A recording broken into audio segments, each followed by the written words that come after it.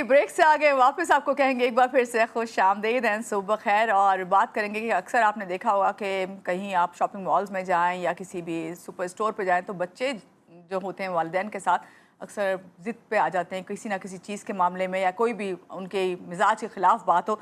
तो बच्चों की परवरिश जो है, ख़ास तौर से ऐसे बच्चे जो ज़िद्दी होते हैं, वालिदैन के लिए एक बहुत बड़ा जो है मैं समझती हूँ कि इम्तिहान होती है। अक्सर वालिदैन उस वक्त परेशान हो जाते हैं और परेशान होने के साथ ही साथ वो उनको डांटना शुरू कर देते हैं वहीं सबके सामने और गुस्से में आ जाते हैं। मगर बहुत से वालिदैन को मैंने ये भी देखा है कि वो उनको उसी तरह उस चीज़ के पीछे रोते और मचलते हुए छोड़ के आगे भी बढ़ जाते हैं। क्या कौन सा जो है तरीका इख्तियार करना चाहिए, कितना प्यार से नरमी से उनको समझाना चाहिए, या डांट डपट जो है उस वक्त काम आ जाती है, सब बात करेंगे और किस तरह उनको ट्रीट करना चाहिए। लेकिन इस पे बात करने के लिए हमारे साथ जो मौजूद हैं गेस्ट, पहले मैं उनसे आपका तारुफ करवाऊंगी। हमारे साथ इस वक्त मौजूद हैं Maria Khan, health wellness and life strategies. Maria से मिलते हैं। अस्सलाम वालेकुम मारिया, कैसी हैं आप? सुबह खैर। सुबह खैर, thank you so much Manur. आपका जो टॉपिक है आज बहुत अहम है। जी मैं रोजाना बेसिस पे इन केसेस से दो चार होती हूँ कि बिल्कुल। पेरेंट्स हैं और वो परेशान हैं अपने बच्चों को लेकर। हम्म। अगर हम बच्चे की साइड की स्टोरी देखें ना, मेरे पास 7 साल के बच्चे भी मौजूद हैं। जी राइट। और वैसे बाहिर लगता है कि ये बच्चा जो है ना थोड़ा बुद्धू सा होता है, इसको समझ नहीं है। मगर अगर उसके लेवल पे जाके आप उससे बात करें तो पता चलता है बच्चा इंतहाई इंटेलिजेंट बीइंग है।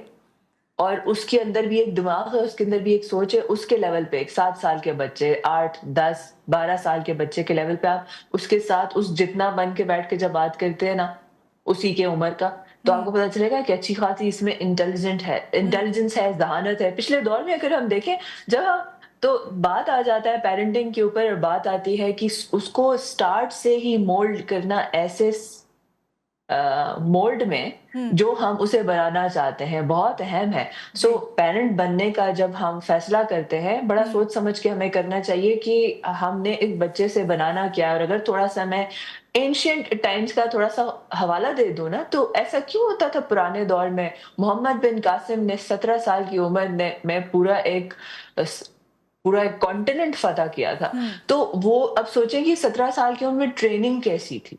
मतलब पहले 7 साल क्या हो रहा था, दूसरे 7 साल क्या हो रहा था, ये पूरी एक थॉट प्रोसेस जाती थी उन बच्चों में। हम्म सो अब अगर हम उसको आजकल के दौर में देखें कि बच्चे की ट्रेनिंग, पहला जो हमने ये बात देखनी है ना, कि हम चाहते हैं कि वो एक स्ट्रेस फ्री बच्चा हो। कोई भी हम्म पेरेंट होगा, हम्म वो चाहता है कि मेरे बच्चे को स्ट्रेस एंजाइटी ना हो, मेरा बच्चा एक इंटेलिजेंट बच्चा हो, उसके अंदर कॉन्फिडेंस ज्यादा हो, उसके अंदर समझ हो, उसके अंदर नॉलेज हो। ये यही चाहता है हर बिल्कुल पेरेंट, राइट। बिल्कुल। और वो हेल्दी हो, स्पोर्ट्स में हो, चल फिर सके।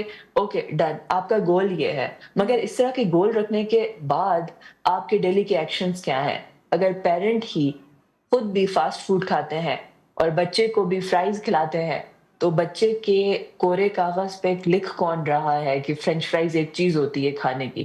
पेरेंट्स।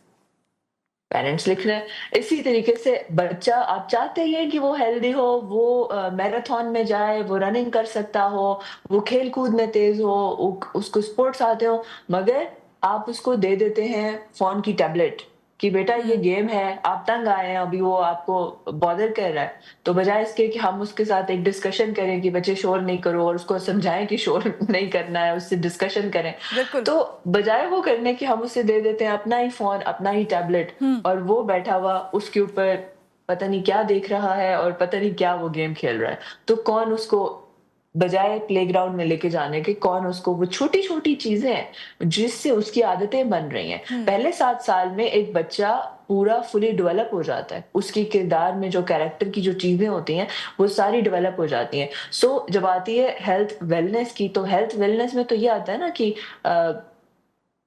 कि स्ट्रेस है, एंजाइटी है, प्रॉब्लम्स हैं, उसके बाद इसी बच्चे ने स्कूल जाना है, वहां पे अच्छा compete करना है।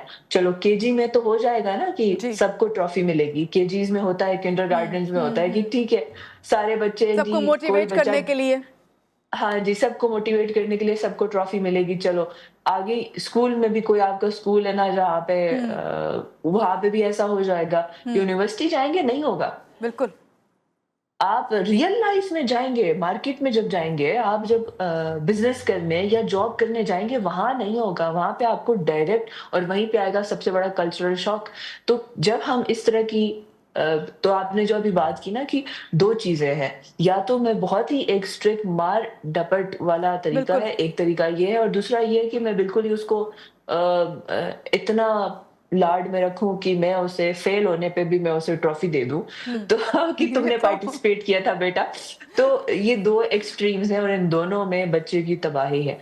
नंबर 1, अगर हमने उसे हारना नहीं सिखाया, हार का मतलब क्या है कि अपने आप को इम्प्रूव करना। अगर आप गिर गए हो तो इसका मतलब है कि अब दोबारा और मेहनत करनी है और अपने आप को इम्प्रूव करना है। तो ये पूरा हुँ, स्किल सेट है। ये पेरेंट्स सिखाएँगे। उसके बाद मैं as a mother, as a father, अगर मैं अपनी सेहत का ख़्याल नहीं रख रहा, मेरा खुद ट्रिपल एक्सेल साइज़ हुआ हुआ है कपड़ों का। तो अगर मेरा खुद ट्रिपल एक्सेल साइज़ हुआ हुआ है, तो मेरे बच्चे क्या करेंगे? एक उनकी जीन्स की कोडिंग भी हुई हुई है ना, हुँ। उनकी जीन्स के ऊपर कोडिंग हुई हुई जी, है, तो आपके बच्चे भी वही उसी तर्ज पे चलेंगे जो लाइफ़स्टाइल आप गुज़ार रहे हैं, आपका एक रिपीट टेलीकास्ट होएँगे। सो पेरेंट्स को, इसमें बच्चे से ज़्यादा पेरेंट को ये सारी बात समझने की बहुत ज़्यादा ज़रूरत है, ख़ुसूसी तौर पे फादर्स। अच्छा, फादर वो है ना कि अगर एक फादर मेल, ख़ुसूसी तौर पे मेल्स के अंदर बहुत ज़्यादा स्ट्रेस, एंग्ज़ायटी होता है। हमारा माशरा ऐसा है कि बेचारा मर्द किसी के आगे तो ये बात बोल ही नहीं सकता, क्योंकि उसे कहा जाता है तुम तो मर्द हो, राइट? हुँ, तो हुँ। वो तो किसी के आगे बोल ही नहीं सकता। मगर मैं आपको बताऊँ मानूर, सबसे ज़्यादा स्ट्रेस, एंग्ज़ायटी का जो अलमिया है, पैनिक अटैक, पैनिक डिसऑर्डर का, वो मर्दों में मर्दों है। में, बिल्कुल। पूरी दुनिया में जो टॉप डेथ्स जो होती हैं हार्ट डिज़ीज़ से होती है, सेकंड और थर्ड नंबर पे वो है अ, सुसाइड्स। और आपको पता है दुनिया की पॉपुलेशन 50% है, 50 ऑलमोस्ट 50% मेल है पूरी दुनिया में, 50% मेल है, 50% फीमेल है और थर्ड किलर जो दुनिया में है वो सुसाइड है और 80% लोग जो सुसाइड करते हैं वो मेल है। कि इतने ज़्यादा वो स्ट्रेस एंग्ज़ायटी से तंग आ जाते हैं और किसी से अपना दुःख बयान भी नहीं कर पाते कि इवेंचुअली 80% मेल जो हैं सुसाइड कर लेते हैं। सो सुसाइड के लोगों की अगर मैं शरह देखूँ और वो अक्सर अगर उसको हम स्टडी करें ना तो बैक एंड पे जाता है कि स्ट्रेस, एंग्ज़ायटी और ट्रॉमा जैसे रिलेटेड एग्ज़ैक्टली। चीज़ें। अब ये इतना खतरनाक है कि अगर एक फादर है जिसको स्ट्रेस, एंग्ज़ायटी, ट्रॉमा है, उसका जब वो कंसेप्शन करता है, वो मियाँ-बीवी वो कहते हैं कि लेट्स हैव अ बेबी, अगर हमें वो बच्चा कंसीव करने की जो प्लानिंग करते हैं, तो जो फादर के स्पर्म से ट्रॉमा उस बच्चे के सेल में ट्रांसफर होता है। मतलब वो जो फीटस है, जी, उसके अंदर जो ट्रॉमा होल्ड हुआ हुआ है, फादर का ट्रॉमा उस बच्चे में भी जाएगा। इतनी खतरनाक चीज़ है। तो अक्सर होता है ना ज़िंदगी में मसाइल होते हैं, कहते हैं शादी कर लो मसाइल ठीक हो जी, जाएँगे। बिल्कुल, ऐसे ऐसे ही मस सुनने में आता है, बिल्कुल। हुँ। राइट, तो वो मसाइल ठीक नहीं होते। उन मसाइल को फेस करना है, उन मसाइल को डील करना है, हेल्थ के मसाइल हैं, साइकोलॉजिकल मसाइल जब हैं। आप तो ये कहते हैं बात जी मारिया, जब आप ये बात कर रही हैं, जब इस तरह के मसाइल और मुख्तलिफ प्रॉब्लम्स आप बच्चों में देख रहे होते हैं, तो आपसे ये पूछना चाहूँगी कि कौन सा ऐसा टाइम होता है जब वालिदैन को ये समझ जाना चाहिए कि ये बच्चे जो ज़िद कर रहे हैं या इनका जो रवैया है हमारे साथ और बद से बदतर होता चला जाता है। बाज़ दफ़ा ऐसा होता है कि बहुत ज़िद्दी बच्चे होते हैं, तो कब जो है आपको किसी साइकियाट्रिस्ट या किसी लाइफ कोच के पास बच्चे को लेके चले जाना चाहिए ताकि वालिदैन को गाइड कर सकें?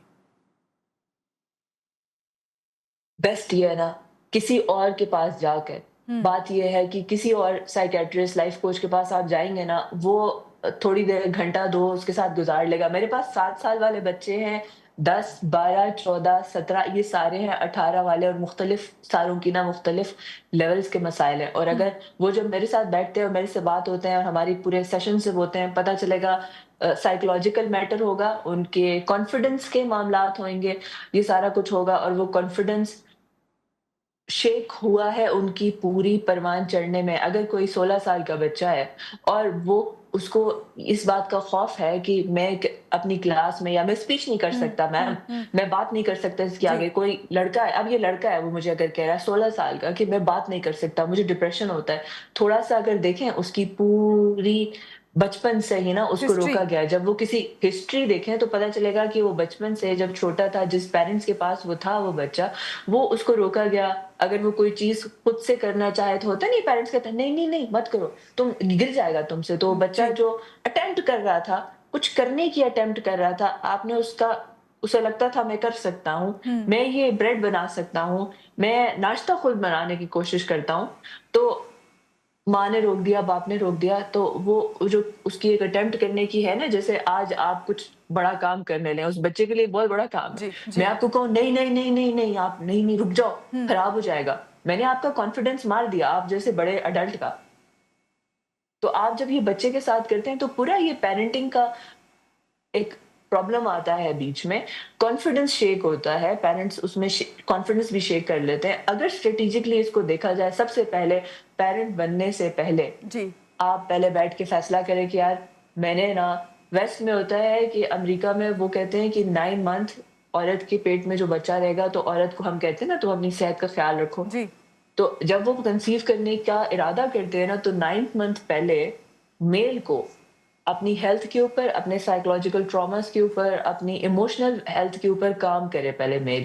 वो ये वहाँ पे ये काम हो रहा है। अभी हमारे पास 10 साल बाद आता है ना, वहाँ की जो आजकल लेटेस्ट जी, वहाँ पे ये काम हो रहता है, लंदन, पेरिस, सैन फ्रांसिस्को में, कि वो मेल को ये कह रहे हैं, और मेल काम कर रहे हो करते हुए आप देखेंगे कि मैंने we are thinking of having a baby, तो मैं अपनी इमोशनल साइकोलॉजिकल हेल्थ के ऊपर काम कर रहा हूँ, ताकि मैं जो सेल फीमेल को दूँ, जो स्पर्म फीमेल को दूँ, वो वो उतना ही एक हेल्दी और हेल्दी, इफेक्टिव हो, बिल्कुल। वो हेल्दी हो। फिर फीमेल की ऊपर आ जाएगा कि फीमेल अपनी इमोशनल साइकोलॉजिकल हेल्थ और फिजिकल हेल्थ पे काम करे, ताकि वो बच्चा जिस नेस्ट में है, उस नेस्ट में अच्छा परवान चढ़ सके। और फिर बहुत अच्छी बात। दोनों ने एज अ पार्टनर काम करना है। इनकी इमोशनल हेल्थ और इमोशनल हेल्थ की ट्रेनिंग आएगी, साइकोलॉजिकल तो हेल्थ और फिजिकल हेल्थ की वो एजुकेशन लेगा अपने पेरेंट्स से। अगर मैं देखूं कि ये जो साइकोलॉजिकल और इमोशनल हेल्थ की अपनी मदर से, तो बड़ा किरदार है मेरे वालिद साहब का मेरा ये स्पोर्ट एक्टिव ज़िंदगी में। बचपन से मैं जो पेरेंट होते हैं ना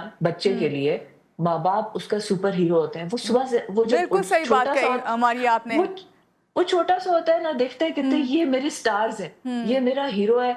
और सुपर हीरो दोनों उसके माँ-बाप जो है सुपर हीरो होते हैं, तो वो तो आँखों में सितारे लेके देख रहा होता है अपने पेरेंट को। तो पेरेंट जितनी बेहतरीन मिसाल होगा, मैं अपने बचपन से मुझे याद है, मैं पिक्चर्स होती थी अब्बू की, कहीं स्विमिंग कर रहे हैं, तो कभी वो माउंटेनियरिंग में, कभी वो स्काई डाइव हो रही है, तो मैं देखती थी I want to do that. मैं छोटा-सा बच्चा होके मैंने भी ये करना मैंने है, ये राइट? करना है, बिल्कुल। तो इसीलिए ये कहा जाता है ना मारिया के बच्चे जो होते हैं वो बिल्कुल वालिदैन जो हैं उनके पेरेंट्स जो हैं उनकी कॉपी होते हैं, और उनसे कभी बेटी जो होती है वो बाप की तरह ही काम कर रही होती है, जो बेटे हैं वो माँ को ज़्यादा पजीराई दे रहे होते हैं, उनके जैसे काम करने की कोशिश करते हैं। तो ये चीज़ है यहाँ पे। मगर मारिया ने जिस तरह कहा कि सबसे पहले वालिदैन के लिए ज़रूरी है कि बच्चों को कॉन्फिडेंस दें। हमारे यहाँ जो ये एक आदत है ना कि कह देते हैं बच्चों को नहीं नहीं ये तुमसे नहीं हो सकता, ये तुम नहीं कर सकते, या फिर ये कि वक्त के साथ सीख जाएंगे। तो ये सोच जो है ज़रा इसको थोड़ा आगे की तरफ लेके जाएं और बच्चों पे जो है कॉन्फिडेंस खुद भी लेके आएँ और उनका कॉन्फिडेंस बहाल भी करें। अब आपसे यही कहेंगे कि अच्छा सा दिन गुजारें और कोशिश करें कि अपने बच्चों के साथ ही नहीं बल्कि पूरी फैमिली को जो है ये कॉन्फिडेंस दें कि अगर आप कुछ कर सकते हैं तो वो जो फैमिली आपके साथ है वो भी आपके लिए बहुत कुछ और बहुत बेहतर सोच सकती है। और आपसे चाहेंगे इजाज़त, मानूर अली को दीजिए इजाज़त। अल्लाह हाफ़िज़, टेक केयर।